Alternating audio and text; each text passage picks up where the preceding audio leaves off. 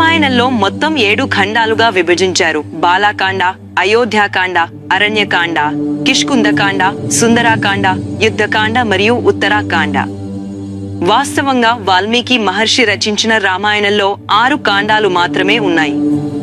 రామాయణ మహాకావ్యంలో మొత్తం 24,000 శ్లోకాలు ఉన్నాయి. ప్రధానంగా ఈ 7 కాండాలలో 5వ కాండం అత్యంత సుందరమైనది. ఇందులో హనుమంతుడు సీతాదేవి జాన కనుగొనడానికి సముద్రాన్ని లంఘించి రావణ లంకకు చేరుకోవడం, స్వర్ణమయమైన లంకలో ప్రవేశించి అక్కడి అందమైన తోటలు, ఫల వృక్షాలు, దళ అశోకవనంలోని సూన్షుప వృక్షము క్రింద సీతాదేవిని కనుగొంటారు. రామాయణము మొత్తంలో ప్రతి ఒక్కరూ పారాయణం చేయాలంటే సుందరాకాండను ఎంచుకుంటారు.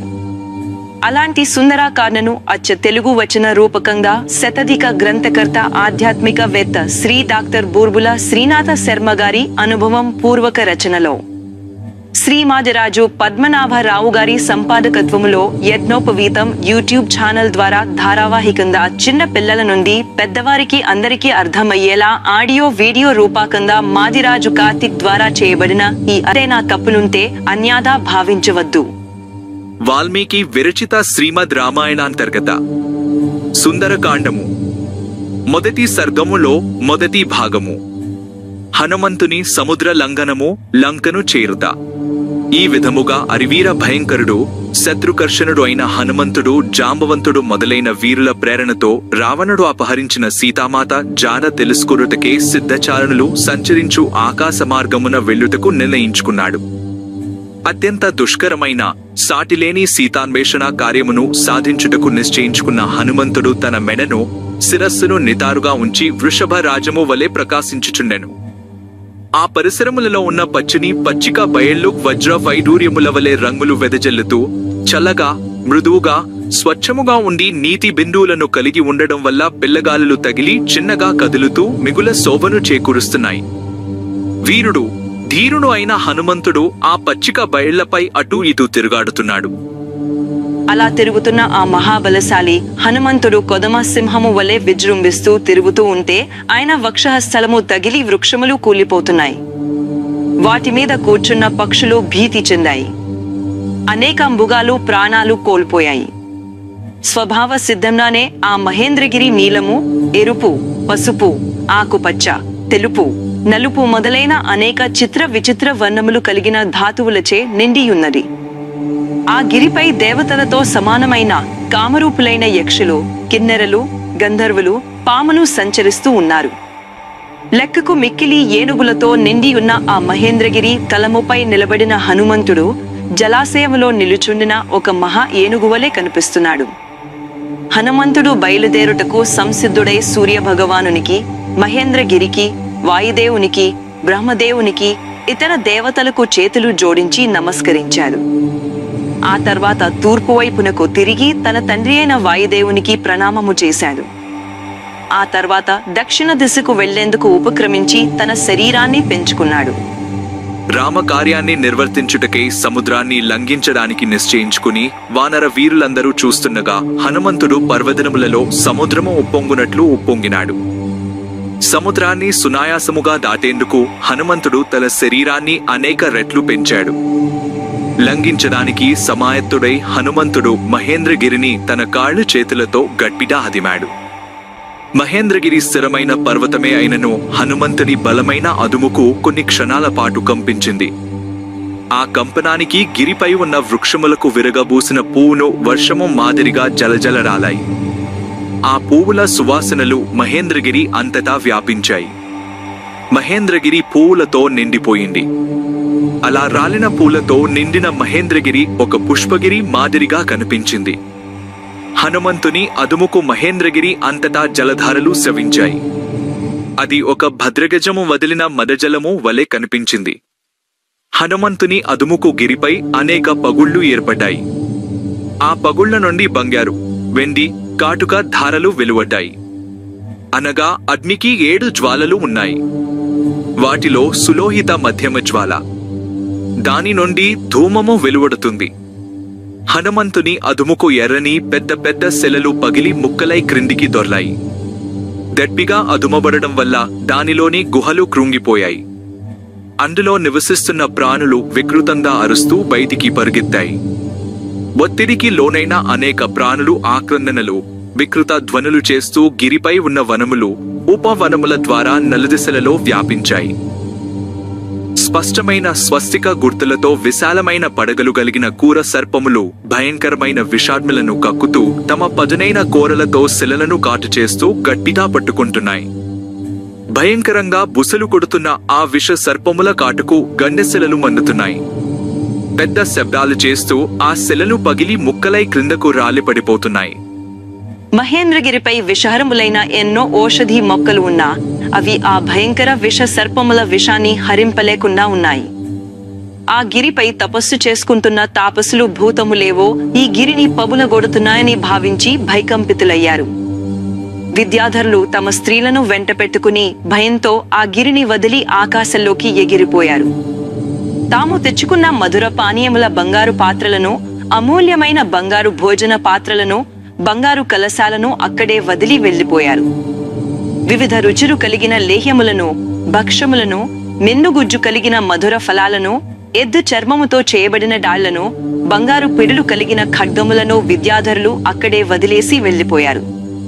ఆ విద్యాధరులు మెడలలో కంఠహారములు, ఎర్రని పూలమాలలు ధరించారు.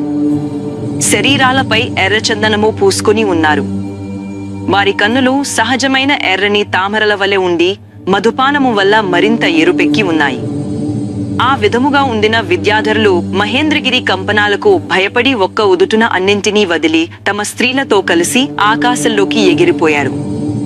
విద్యాధర స్త్రీలు ఎన్నో అలంకరణలు చేసుకుని ఉన్నారు. మెడలో హారములను, కాళ్లకు అందెలను, చేతులకు దండ కడియాలను, కంకణాలను ధరించారు. వారు తమ ప్రియులతో చేరి ఆశ్చర్యంతో, భయంతో అంతరిక్షంలో నిలుచుని మహేంద్రగిరిని చూశారు. విద్యాధరులు, మహర్షులు ఆకాశంలో ఒక చోట చేరి ఆకాశంలో తేలియాడే తమ విద్యను ప్రదర్శిస్తూ అక్కడి నుండి మహేంద్రగిరిని దర్శిస్తున్నారు. ఆకాశంలో నిలుచున్న పవిత్రమైన అంతఃకరణాలు కలిగిన ఋషులు, సిద్ధులు, చారణులు మాట్లాడుతున్న మాటలను ఈ విద్యాధరులు వింటున్నారు. వారు ఇలా మాట్లాడుతున్నారు: భయంకరమైన మొసళ్లకు నిలయమైన ఈ అనంత గంభీర సాదరాన్ని పర్వతసుముడు, వాయుపుత్రుడు, అమిత వేగము గలవాడు అయిన హనుమంతుడు లంఘింప పూనుకున్నాడు. సీతాదేవి జాడను కనిపెట్టడం అనే శ్రీరామ కార్యసాధనకే వానరరాజు అయిన సుగ్రీవుని ఆనతి మేరకు ఇతరులెవరికీ సాధ్యము కాని సముద్ర లంఘన కార్యాన్ని సుసాధ్యము చేయ పూనుకున్నాడు. సముద్రపు ఆవలి తీరాన్ని చేరడానికి సమాయత్తమైనాడు. ఋషులు, సిద్ధులు, చారణలు ఈ మాటలను విద్యాధరులు విని ఆశ్చర్యచకితులై మహాసూరుడైన ఆ వానరోత్తముని హనుమంతుని మహేంద్రగిరిపై నిలుచుండగా చూశారు. ఒక మహాపర్వతము మాదిరిగా కనబడుతున్న హనుమంతుడు ఒక్కసారి తన ఒళ్ళు విరుచుకున్నాడు. రోమాలను విదిల్చాడు. ప్రళయకాల మేఘగర్జన మాదిరిగా సింహనాదము చేశాడు. సముద్ర లంఘనానికి సన్నద్ధుడైన హనుమంతుడు రోమాలతో నిండి మొదట లావుగా ఉండి క్రమముగా సన్నబడిన వర్తులాకారములో ఉన్న తన వాలమును గరుడు తన నోటికి చిక్కిన పామును విదిల్చినట్లు ఒక్కసారి విదిల్చాడు. విదిల్చిన వాలము తిరిగి నెత్తనిలువుగా, వంపు తిరిగి నిలబడింది. దృశ్యము గరుత్మంతుడు మహాసల్పమును తన నోట కరుచుకుని పోతున్నట్లుగా ద్యోతకమైంది. పెద్ద పెద్ద ఇనుపదిమ్మెల మాదిరిగా ఉన్న తన బాహువులను హనుమంతుడు స్తంభింపజేశాడు. బాగా దాలిని పీల్చి ఊపిరి బిడుబట్టి తన నడుమును సన్నగా చేసుకుని పాదాలను బాగా కుదించాడు. సర్వలక్షణ సంపన్నుడైన ఆ హనుమంతుడు తన భుజాలను, మెడను కుదించాడు. ఆ సమయంలో అతనిలో తేజస్సు, బలపరాక్రమాలు అన్నీ నిండుగా ఉన్నట్లు స్పష్టంగా కనబడింది. అప్పుడు హనుమంతుడు తన దృష్టిని ఆకాశం వైపు తిప్పాడు.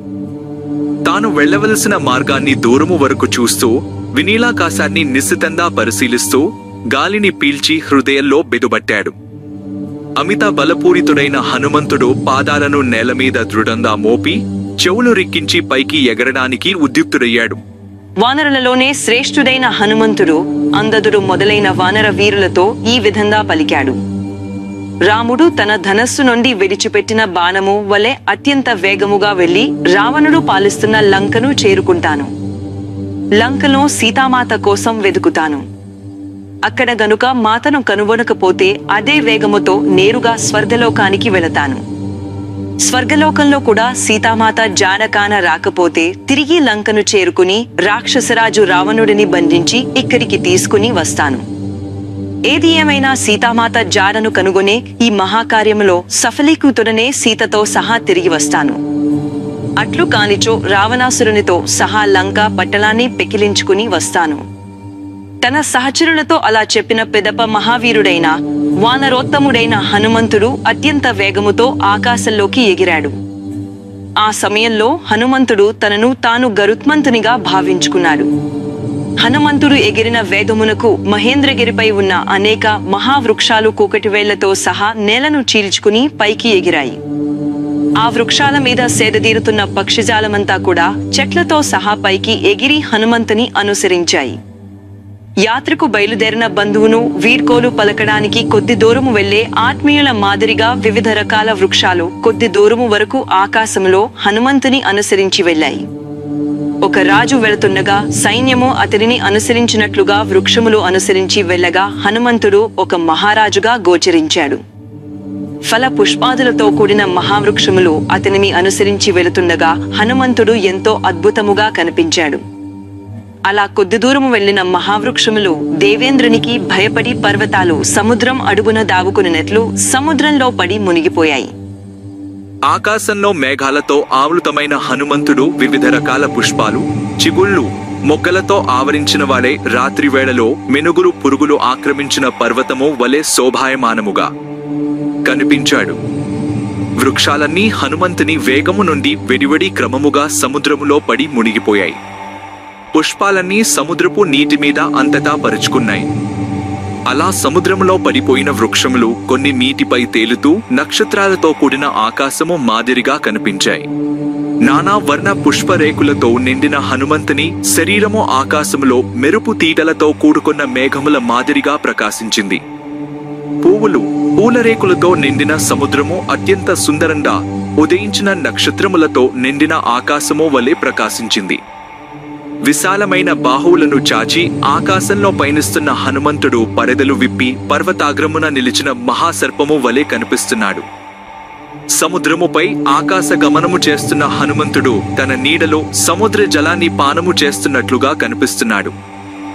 మరోవైపు నుండి హనుమంతుడు ఆకాశమునే పానము చేయబోతున్నవాడిలా కనిపించాడు.